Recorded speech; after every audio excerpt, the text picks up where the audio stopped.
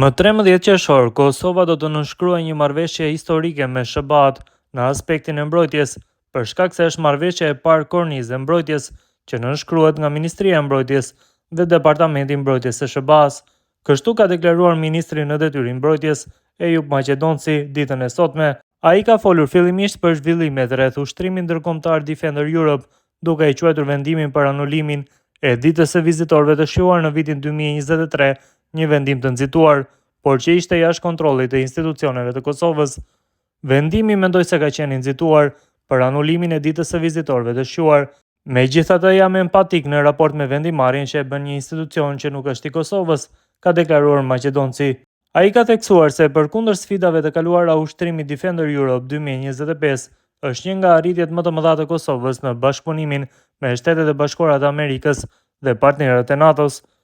Këtë herë kemi marrë pjesë me gati 1000 trupa në terren, në Babaj të Bokës, por edhe në Shqipëri, Maqedoninë e Veriut dhe Kroaci.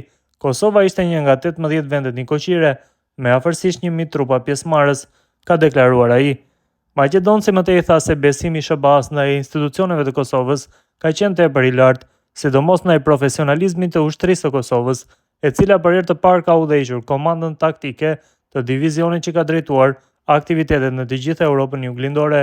Këtë radhë ka qenë në veçanti besimi që SHBA-ja ka pasur në institucionet tona, duke përfshirë qeverinë dhe në veçanti në profesionalizmin e ushtrisë së Kosovës për të vendosur komandën taktike të divizionit që ka drejtuar gjithë brigadat në Evropën Juglindore.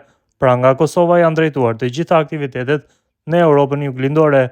Kjo nuk është bërë duke u mbështetur në misionin aktual të NATO-s, por përmes bashkëpunimit direkt me Ministrinë e Mbrojtjes dhe FSK-n, ka shtuar ai.